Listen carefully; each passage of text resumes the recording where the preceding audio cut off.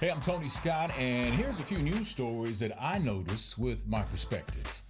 Now, people on Facebook can be very passionate people. Case in point, that Applebee's pastor fiasco that got a server fired, the server that wasn't even the one that waited on the pastor. But Facebook is all the buzz right now about Mercy Hospital in St. Louis. Dr. Amy Dunbar, an OBGYN, posted a patient was late, saying, "May I show up late for her delivery?" Some feel she violated the patient's privacy. The hospital posted a response saying Dr. Dunbar's words were inappropriate. The hospital is also reviewing to see if privacy rules were violated. The doctor was spoken to, and that appears to be that. A couple of things here. One, unless you own the Facebook page, don't post anything that criticizes anything or anybody. That's just a road you don't want to be on. The other thing is, if Dr. Dunbar has a problem with a late patient, Dr. Dunbar needs to talk to her patient.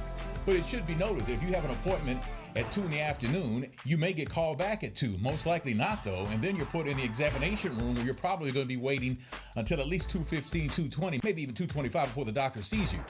I'm just saying. I realize doctors get backed up, but Essie Mae Washington Williams has died at age 87. Now, Miss Washington Williams was the daughter of one-time segregationist Strom Thurmond and his black maid.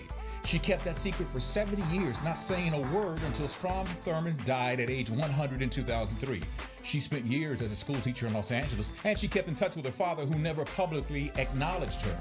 He did pay for her college and helped her when she was widowed in the 60s, though. She said her life began at 78 years old when she went public. That's what got me. At 78 years old, her life began because she was able to tell the world who her father was. And on top of that, her father was a world-class segregationist who in 1948 said, "All the laws of Washington and all the bayonets of the army cannot force the Negro race into our theaters, our swimming pools, our schools, our churches, our homes."